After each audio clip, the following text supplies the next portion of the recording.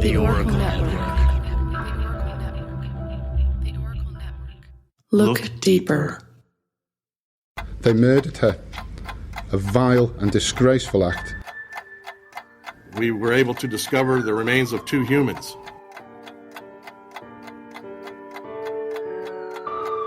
Welcome to Crime Lapse. I am Eileen. And I'm Charlie. Crime Lapse is a true crime podcast that uses primary audio, in-depth research, and emotive narration to give you an immersive insight into the darkest tales and most horrifying crimes. Find Crime Lapse wherever you listen to podcasts and at Crime Lapse Podcast or at Crime Lapse Pod on social media. Everyone has a story to tell, so why not let us tell you some?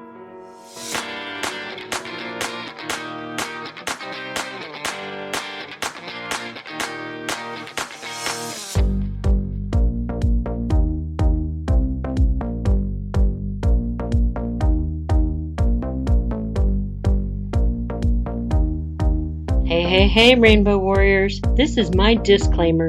Beyond the Rainbow is a true crime podcast. It's not suitable for young children, maybe not even for some adults. I tend to swear like a sailor, and I'm kind of proud of that. Listener discretion is advised.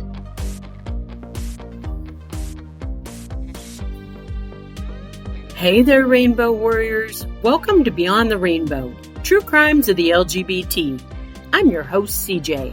Not much going on at the end of my rainbow, other than California wildfires, crappy air quality, and waking up to a car topped with ash on a daily, or the cell phone going crazy with evacuation notices near my area. It's been a pretty typical life for 2020. I have been getting the jolts of wanderlust and the need to go to the coast to suck up some salt water and rejuvenate with the sound of crashing waves on the beach. Problem is, even the West Coast beaches are inundated with smoke. The Oregon coast was going to be my go-to. Go away, 2020. Bring us a new and better year. This episode's missing but not forgotten LGBTQ person is Jasmine Moody. Jasmine was 18 years old when she disappeared on December 4th, 2014. Jasmine is between 5'2" and 5'5", and she's approximately 130 pounds. She has her nose and tongue pierced and a tattoo of a white jasmine flower on her abdomen. Jasmine is a black woman and she has black hair and brown eyes. Jasmine is originally from Arkansas, but she was attending Texas Women's University at the time of her disappearance. Jasmine had met a woman named Brittany Gurley on social media, and she decided to fly to Detroit so she could meet her potential new girlfriend. Jasmine arrived November 25th, 2014, and she spent Thanksgiving until December 4th with Brittany and her family.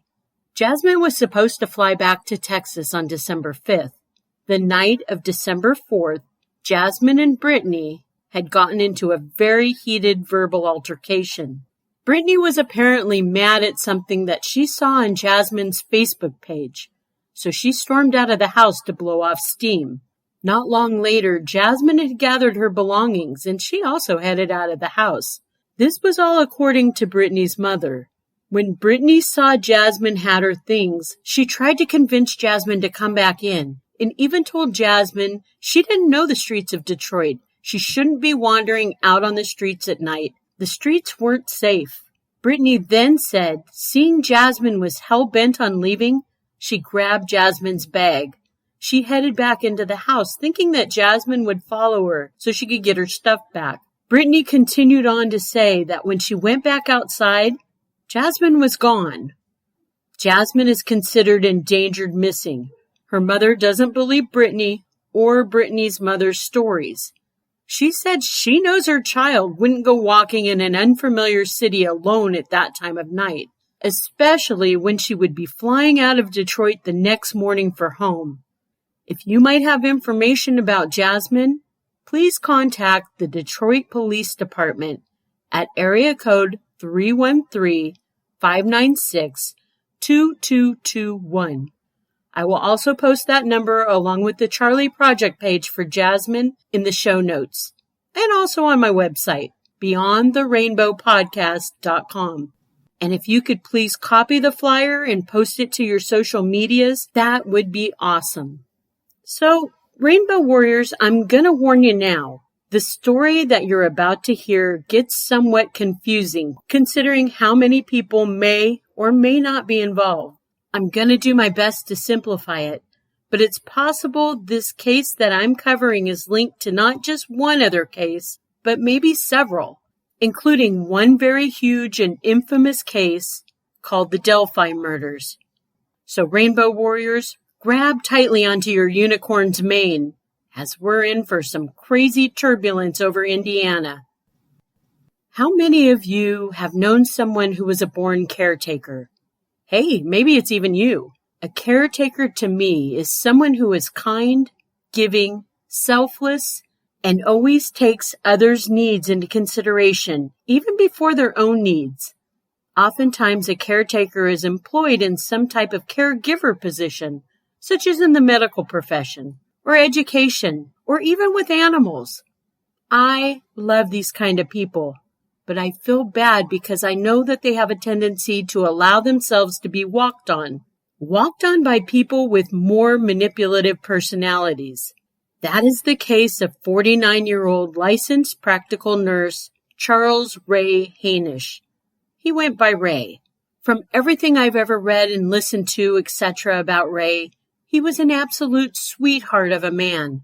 In the Book of Old Sayings where it's written, "He'd give you the shirt off his back," right there is a picture of Ray Hanish. Even when Ray was depressed and feeling insecure about himself because he was overweight for a good portion of his life, Ray would be there for others. In 2013, he had gastric bypass surgery. Ray dropped around 200 pounds by 2017. This made Ray feel much better inside and out. Ray gained a new self-confidence that was foreign to him before. But the one thing he never lost was his kindness for others, including people who needed a place to stay. Sadly, Ray's sweet, kind nature became his downfall and led to his death. Ray died in his duplex in Reynolds, Indiana on March 13, 2019. Ray's mom and one of his older sisters made a missing persons report on Ray because they'd not been able to get a hold of him, and he hadn't shown up for work. And that just wasn't like Ray not to be in touch on a daily basis. Ray's body was found 4 days after he passed by the police on March 17, 2019. Initially, police felt Ray's death had signs of foul play. After Ray's family kept pressing for more details about Ray's passing, the coroner ruled Ray's death was by natural causes. That is what Ray's family was told, that Ray died from natural causes. Ray's family was never told exactly what the natural causes accounted for Ray's death, only that Ray had died of natural causes. For fuck's sake, Ray was only 49 years old. What natural causes could Ray have possibly passed from? Granted, Ray did have a triple bypass heart surgery several years before he passed. Maybe that was it? Something went wrong with that sweet, sweet heart of his? Reeling from heartbreak, the family accepted the ruling and they worked to put their beloved son, brother, and uncle to rest. 5 months later, the coroner's office changed Ray's ruling from natural causes to homicide. The new ruling? Death by asphyxiation due to ligature strangulation.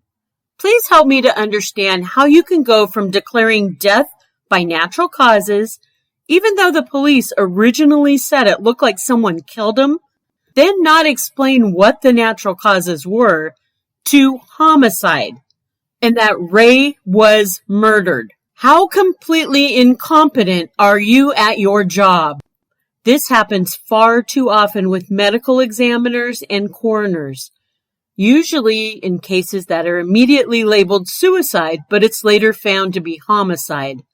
However, this coroner declared natural causes immediately.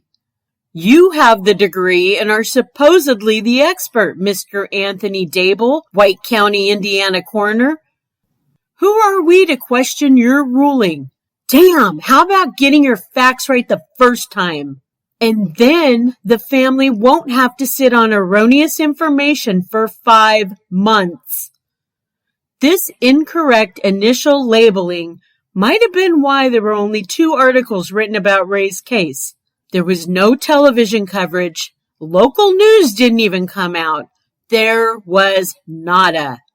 I would like to believe it's not because Ray was gay and that officials in rural Indiana just don't give a shit about LGBTQ people. I'd like to believe that, but Okay, so now we have the murder of Ray. Now what? Let's look at our evidence. Oh, wait. That's right. Ray's murder was called death by natural causes, so we have no evidence. Or do we? Ray's home was full of cigarette butts, packs of different brands of cigarettes, ashes scattered on the furniture. Side note, smoking inside of Ray's place was a big no-no. There were beer cans, red Solo cups, trash all over, a bullet. A bullet? Yeah, a bullet. And a cell phone that wasn't Ray's sitting on the coffee table. All of these items were found by Ray's family when they were allowed to go into Ray's duplex to clean a week after his body was found. When the family asked the police about the bullet, don't they want it for evidence? The response from the police department was, Why? He wasn't shot. Really? Wouldn't a thorough investigation be to bag up anything that might have fingerprints and look like it could be evidence? The police didn't even take the cell phone left on the coffee table that didn't belong to Ray. Ray's family was astounded to find Ray's home in such condition. Ray was a very clean man, and the day before his murder, he was on the phone with his mom. He told her that he was up at 6 a.m. in the morning doing spring cleaning. For his home to look like a wild hillbilly frat party had taken place was not characteristic for Ray at all. There were also a number of items missing from Ray's home: his car, his wallet, his cell phone, and his television. Next question. Do we have a suspect or suspects? I believe that might be the only luck in this case, Rainbow Warriors. And luck isn't the correct word, because someone else lost their life weeks later, which is how it was discovered who Ray's killer was. A 30-year-old woman named Nicole Bowen was murdered by Ray's killer. I'm not going to go too deeply into Nicole's case, because Ray's is the story that I'm telling, but I will give you a rundown. And if you would like more information on Nicole Bowen's case, please check out my friend Mel's podcast, Cold Truth. Mel covers both Ray and Nicole's cases on her show, and she interviews family members for both victims. Mel is also the one who asked me to cover Ray's case. Nicole Bowen unfortunately had problems with drugs, and she was having a hard time getting clean, but she was trying, and then she fell in with a bad group. Nicole started to date a punk-ass 21-year-old kid named Garrett Kurtz, and he had drug demons of his own. Garrett Kurtz actually has a long history with breaking the law, from drugs to robbery to who knows what else. Garrett was also addicted to an on-again, off-again girlfriend named Ashley Garth. Ashley, too, had drug problems. It seemed almost all the people Garrett ran with had drug addictions. When Garrett was off again with Ashley is when he started to date Nicole. I should also mention here that there was a point earlier in 2019 when Ashley, the girlfriend he was obsessed with, had pressed charges against Garrett for trying to strangle her. He choked Ashley twice to the point of unconsciousness. Remember that tidbit because it's an important fact and I'm going to bring it up later. When Ashley discovered Garrett was dating Nicole, she waged a war with Nicole via Facebook. Pussy-whooped and pining for Ashley's love again, Garrett dropped Nicole and went back to Ashley. It didn't matter to Ashley that she had Garrett back. She kept on harassing Nicole via Facebook. Towards the end of March, unbeknownst to Nicole, Garrett set Nicole and Ashley up for a face-to-face meeting. The two women began physically brawling, and soon Garrett stepped in, and he put Nicole in a chokehold until she passed out. Again, he was choking someone until they lost consciousness. Ashley handed Garrett an electrical cord and he proceeded to strangle Nicole to death. Garrett wrapped Nicole's body in a blanket and he loaded it into the back of Nicole's own car. He drove about 4 miles and he found a piece of land with an empty shipping container. You know, those big metal boxes that are hauled by big rigs and trains? It was here that he placed Nicole's body. She was found the next day by the owner of the land because that shipping container should have been empty. Garrett was arrested as a suspect in Nicole's murder after trying to sell her car in another county. 5 of Garrett's friends were also arrested as accomplices, including Garrett's girlfriend, Ashley Garth. Garrett said he killed Nicole because she was going to snitch on him for making meth. Again, to find out more details of Nicole's case and to find out what happened to Garrett's accomplices, please check out Cold Truth's podcast episodes on Nicole Bowen and Ray. While being held for Nicole's murder, Garrett confessed to killing Ray, but he said it was done accidentally during a sex act. Garrett said he met Ray through Grindr and they got together the night of March 13th. And somehow their sexual encounter got rough during erotic asphyxiation. Shut the front door, Rainbow Warriors. You mean to tell me this asswipe Garrett, who knew exactly how to choke women to make them unconscious, accidentally strangled Ray? Doubtful.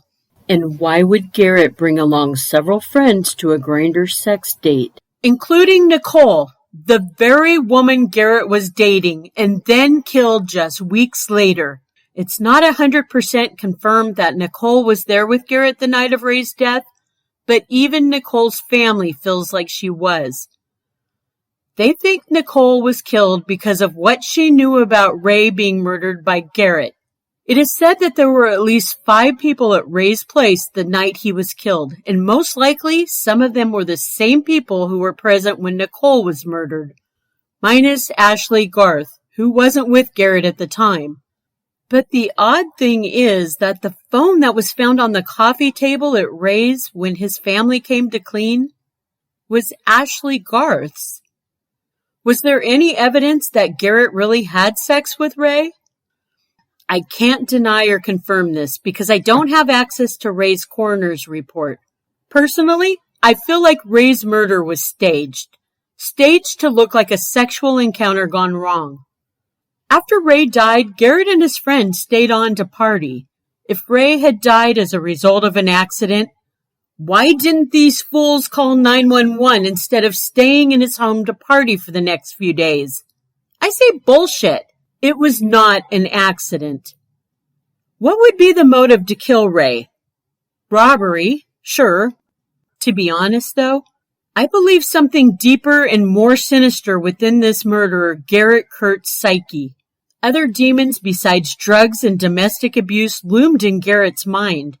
Garrett claims he was sexually abused in his childhood, raped by peers at a foster home he lived in, and molested by men of his Jehovah's Witness church.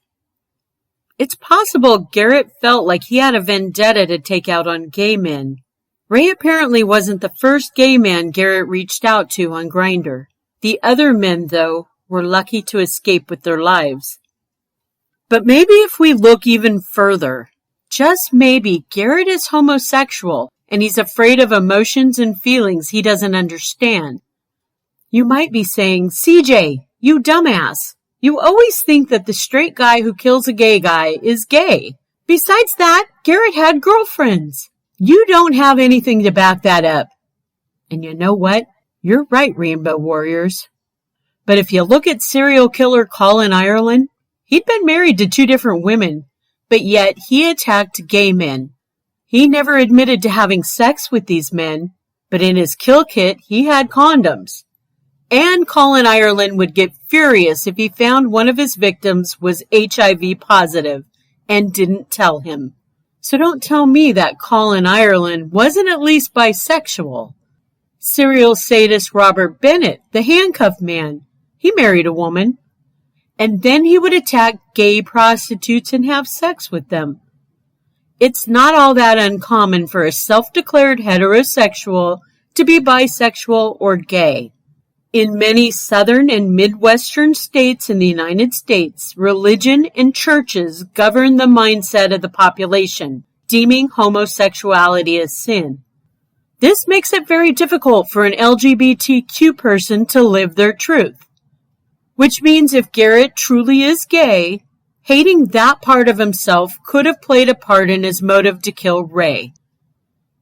Garrett Kurtz is a very bad dude with a very hot temper. There is a true crime show on YouTube called Open Secrets. The host has done several prison interviews via phone calls with Garrett Kurtz, and at least one of Garrett Kurtz's cohorts. Garrett has even been suspected of being the Delphi killer. He resembles the newest police sketch released, and he has no alibi for the day the young Delphi girls were murdered. The girls' bodies were found on a property of a man who is friends with Garrett's dad. Garrett knows the Delphi area like the back of his hand and so on. Again, I don't want to go into depth on that case. I just want you to know that he's being looked at as a person of interest. Back to Ray. The prosecutor for White County, which by the way stands by its name White as being severely racist, and remember, racism and anti-LGBTQ usually go hand in hand. The prosecutor, Robert Guy, accepted Garrett's claim about Ray's death being an accident. Robert Guy, the prosecutor, even had the audacity to tell Ray's mom, "With the lifestyle your son led, something was bound to happen." This is a grieving mother. Her son was a human being that was murdered. Do you get the idea, warriors, of the kind of people Ray's family have had to deal with in White County? And since Nicole's murder took place in a different county than Ray's, the prosecutor, Robert Guy, said it wouldn't be cost-effective to extradite Garrett Kurtz back to White County to stand trial for Ray's murder. If that's the case, I'll fly to Indiana, rent a car, and drive Garrett the 47 minutes from Newton County to White County myself. Are you kidding me? Why is Ray's murder less important than anyone else's? It's not. But it's being treated as though it is. What can we do, Rainbow Warriors, to help Ray's family find justice? Talk. Talk about Ray's case. Talk about the evil of Garrett Kurtz. Find Ray Hanish's petition on change.org and please sign it and circulate it around your social media. Email the governor of Indiana, Eric Holcomb, that this isn't right. Ray Hanish needs justice in White County. And let Governor Holcomb know that prosecutor Robert Guy needs to do his damn job. Something has to give, and only if we exercise our voices will something get done to help Ray's family. Remember, Rainbow Warriors, it's not a crime to be gay, unless you're a murderer.